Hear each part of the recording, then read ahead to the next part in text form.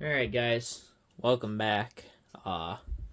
This is part 2 of the Cub Cadet Restoration series. Today we're going to be working on the rear end, but first I wanted to show you some parts that I got in. We got a mix between Steiner tractor parts and Messick's, I believe it's called. Both of them sites got a couple different parts here. I'm just going to show you real quick. I'll try to show the part numbers on the packages before I take it all apart so you guys have something to reference for when you get to do your restoration. So this here, got a gear shifter knob right here.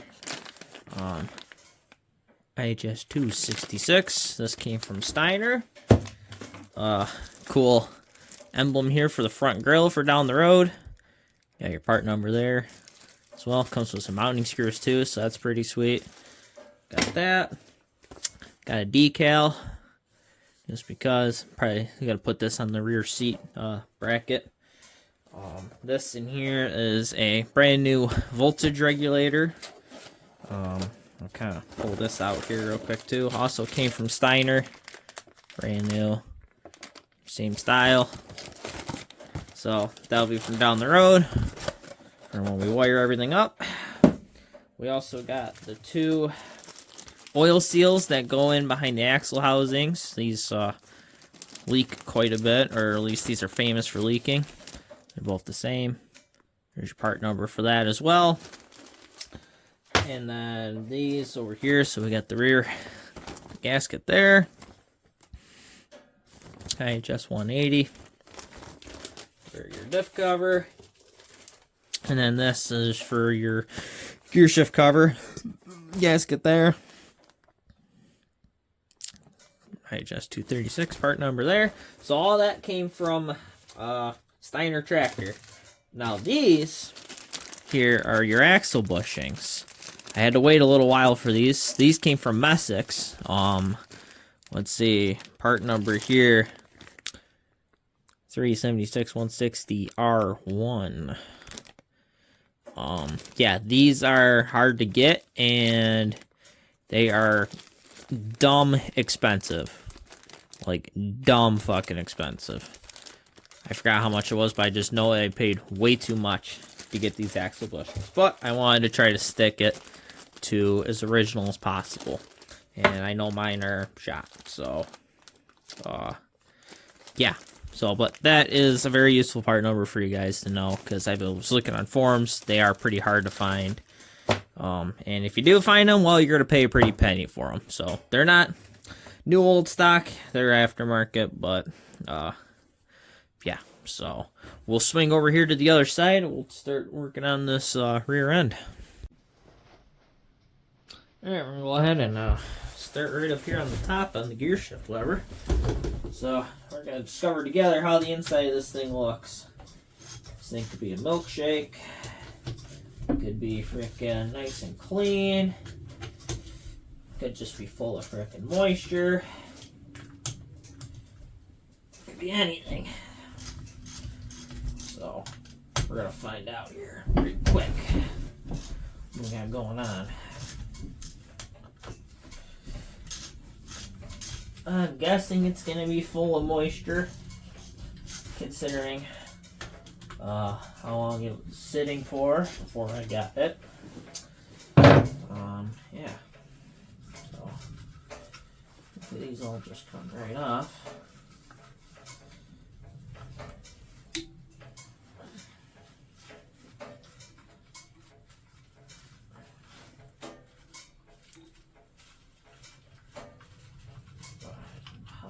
All out.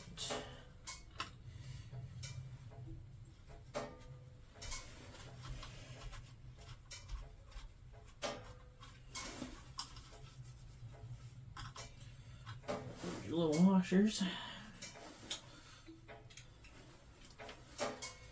And this one, I really want to turn my hands over.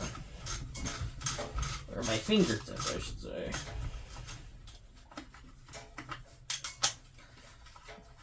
This one up this way. Alright.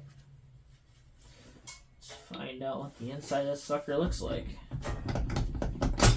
wiggle it around, pop her off nice and gentle. Oh yeah, that's why I bought a new one, if you couldn't see.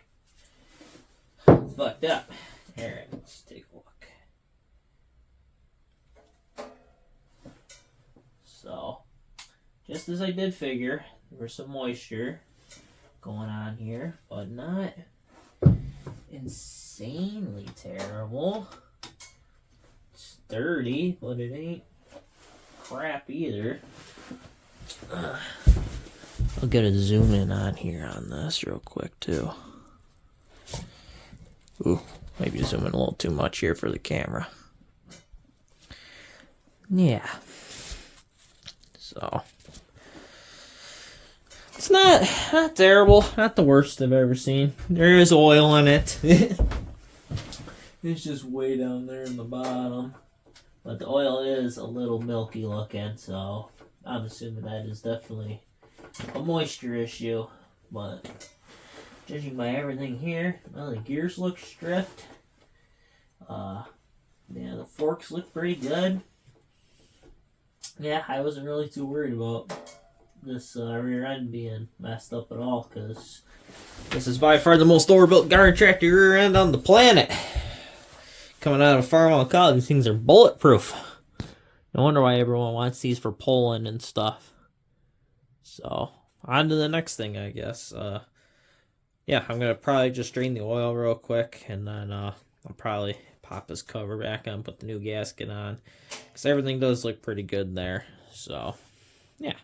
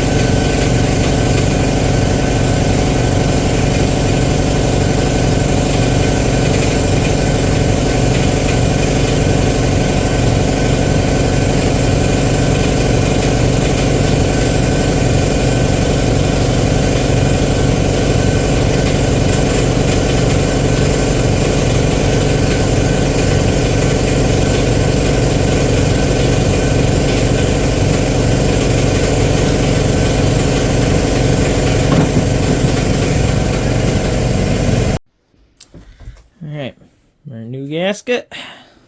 Go ahead and just place that right on there. A nice, beautiful look to it. Like it was meant to be there or something. Move this out of the way. Slap that on here. Like that. Right up on your rolls. And bolt her down. Alright folks, kind of jumped ahead here a little bit. I had to tilt this on its side, get you a good view of what, hopefully what the inside of this thing looks like. Yeah, so I'm just grabbing a screwdriver here. Already pulled the hitch off. Got these bolts out, so now we're just going to go ahead and crack this sucker open and see what we are dealing with. And then I got my drain pan here set up.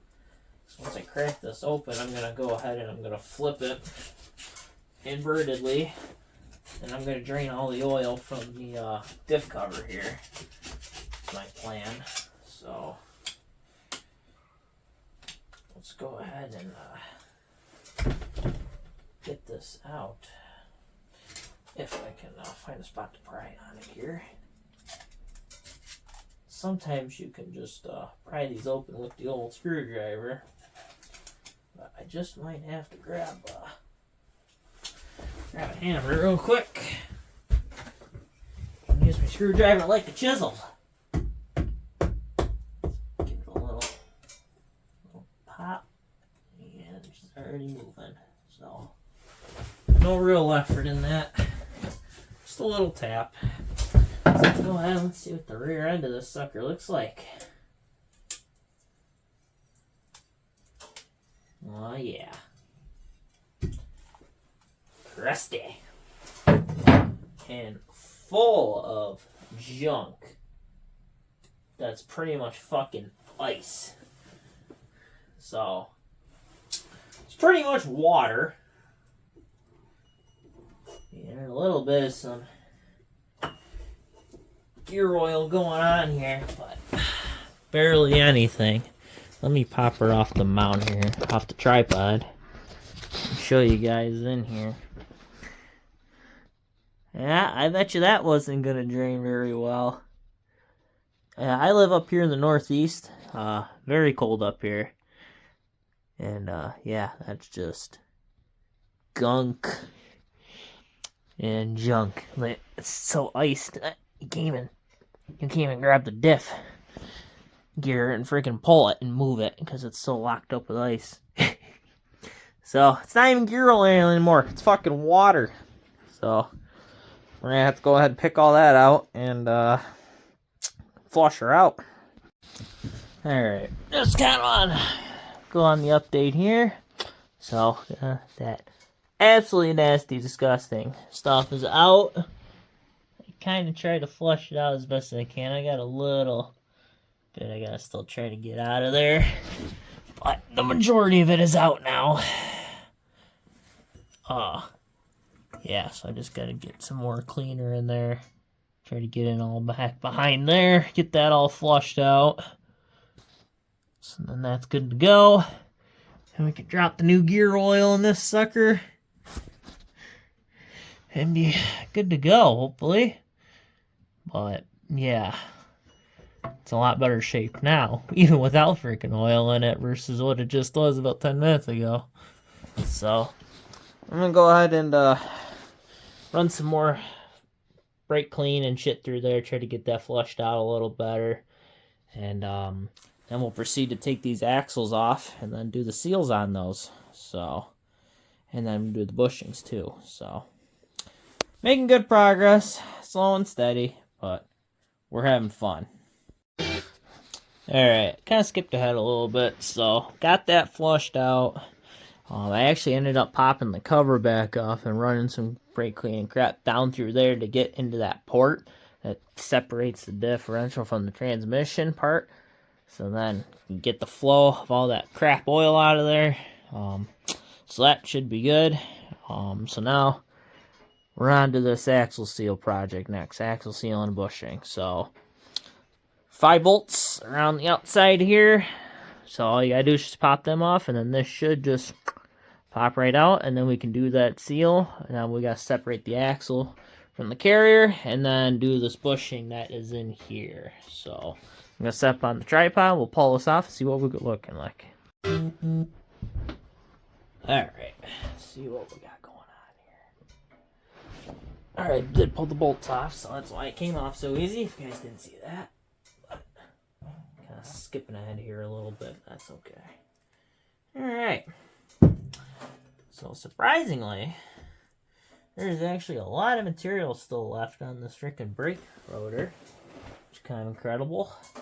And we do have some residue sitting at the bottom here still.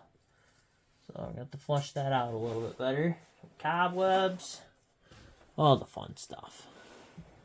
So I'm going to go ahead and I'll work on getting that cleaned out a little bit better. And then I'll show you how to pull this out.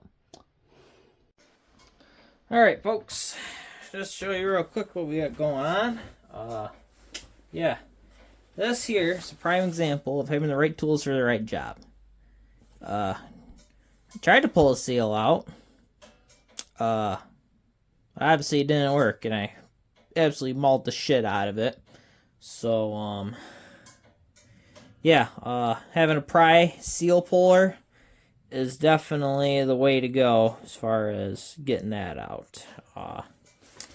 You know, sitting in there like so.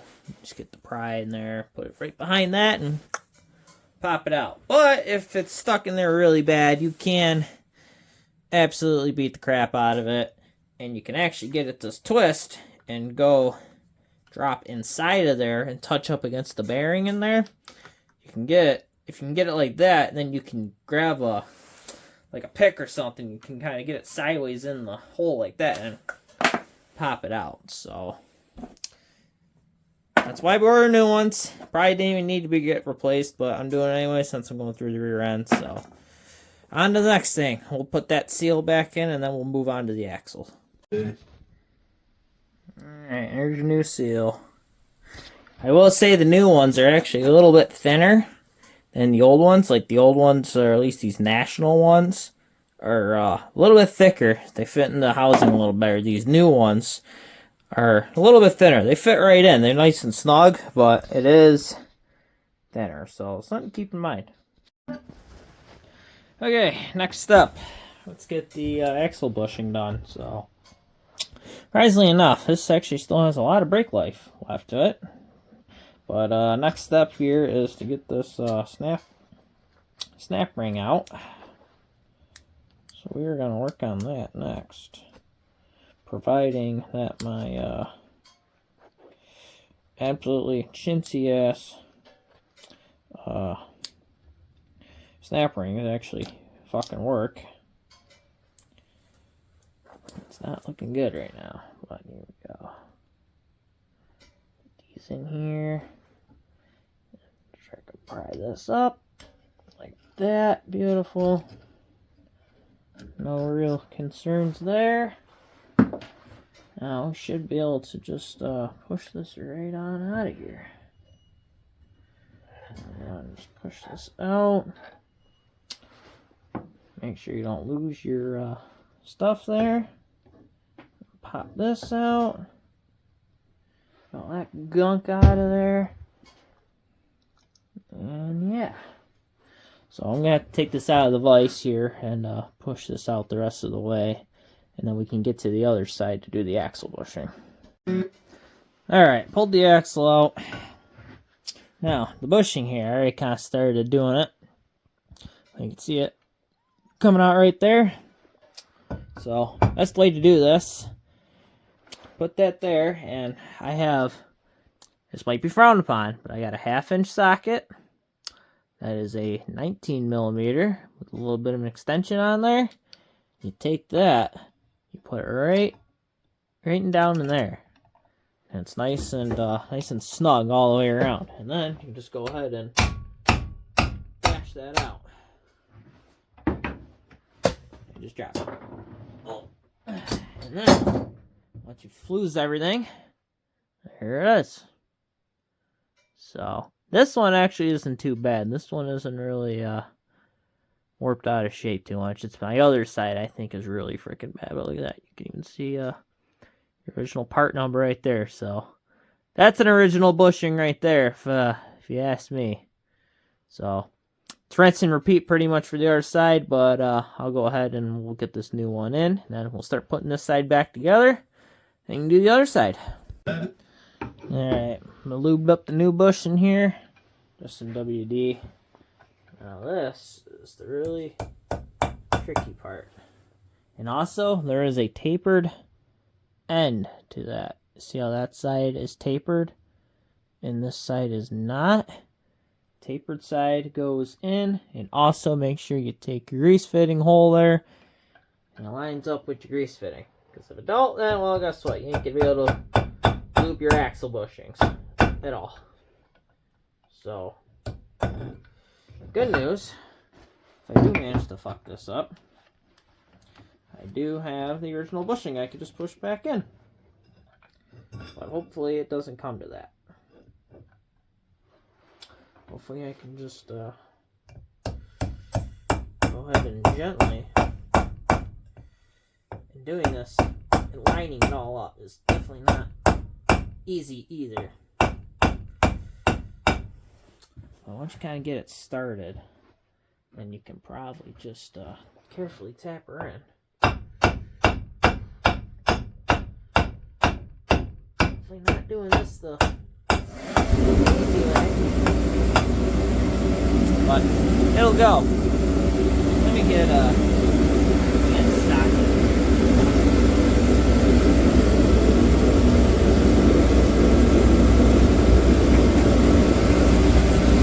Make it a little easier with a bigger stocking.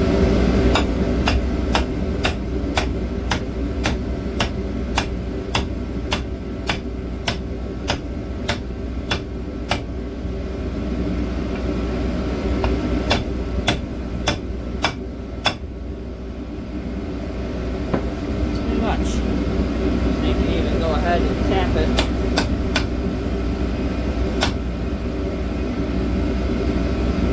That 19 mil.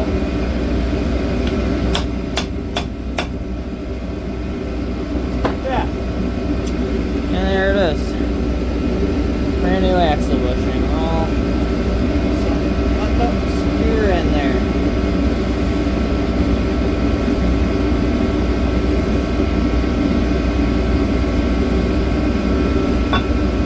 That's how you do that. Alright, don't mind the heater, but I'm going to assembly, put this back together. Then we got the axle through. So that goes in there. Put the brake shoe in. Make sure that pin lines up down here in the actual housing. Just kind of sit right in there.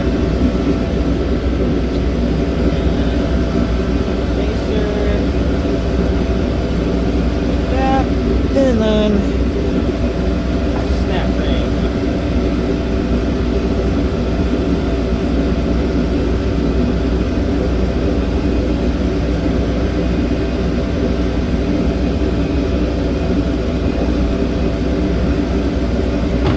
Alright, back together. And I can go back in the tractor. Alright, so I put it back in, lined everything back up, bolted down, put some grease in the fitting, got that side all buttoned up. I'm not going to show too much of the other side because it's pretty much rinse and repeat. But I will show you before I take this apart. This was the bad side. And there is definitely some play in this axle. That's because the bearing, or the bushing I should say, is already about halfway out of the freaking housing. So that's why you want to do these. That's something to check for. I had to wipe all the grease away to even find it. It was like that, so something to keep in mind. But I'm just going to do a time-lapse video taking this side apart. It's pretty much the same exact thing as that side, just minus a brake. So we'll kick in the time-lapse, throw that back on. We'll finish getting this all rinsed out, put the cover on, and we're pretty much done for now.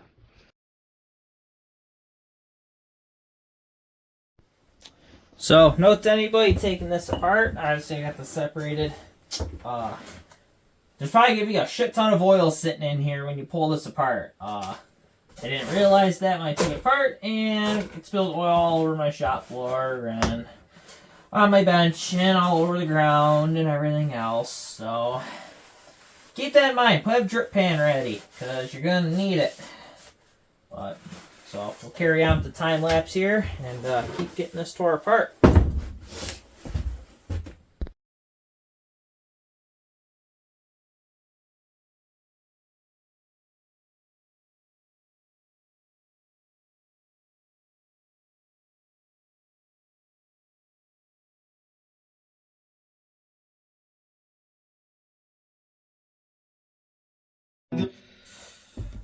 Alright guys, we have finally got the ends put together. This is cleaned out.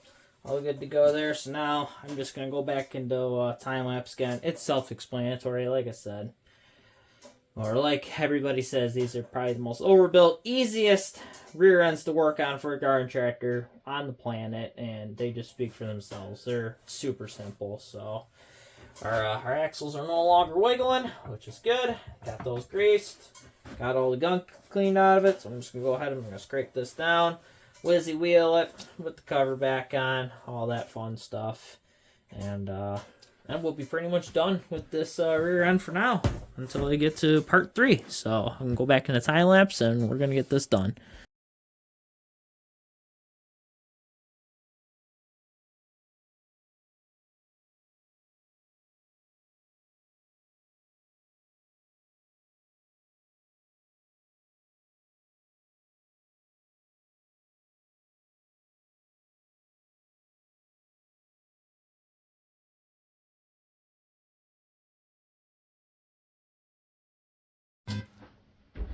Alright guys, we're finally down here to filling her up with oil. So filling these up with oil is pretty easy. There's a little fill plug down here on the bottom corner. Pretty much just pour the fluid in until it comes out of there. I believe it's 3.5 pints of oil, so it's not really a lot. If I remember correctly, looking at forms and stuff. Let me get a funnel here. That's pretty much what that's going to be. So, go ahead and I'm just going to fill it up. I got it blocked here on my bench so it's nice and level.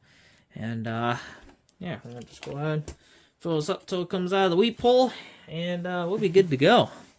And I'm just using basic 80 weight 90 gear lube from Wally World. So, alright, let's fill her up.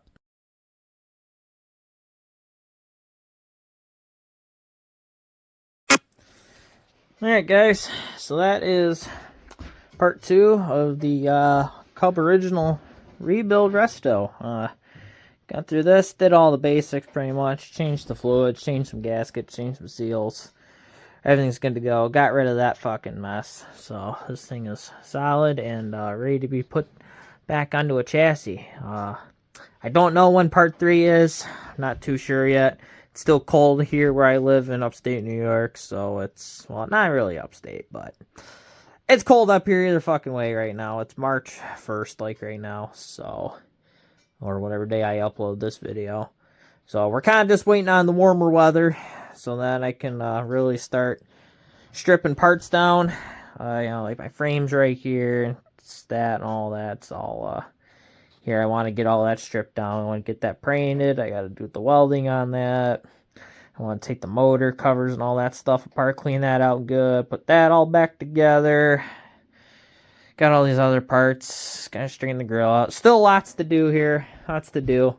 I'm working a full-time job, almost 50 hours a week sometimes. So finding time to do stuff like this is kind of hard, but I have a passion for it. I love it. I like doing it. So this thing should turn out really nice when I am done with it. So, hope you guys enjoyed the second part of the video here. And I hope I'll catch you guys in the next one. Stay tuned. And thanks for all the subscribers, though. We reached 100 subscribers, like, last week. So, that's freaking awesome.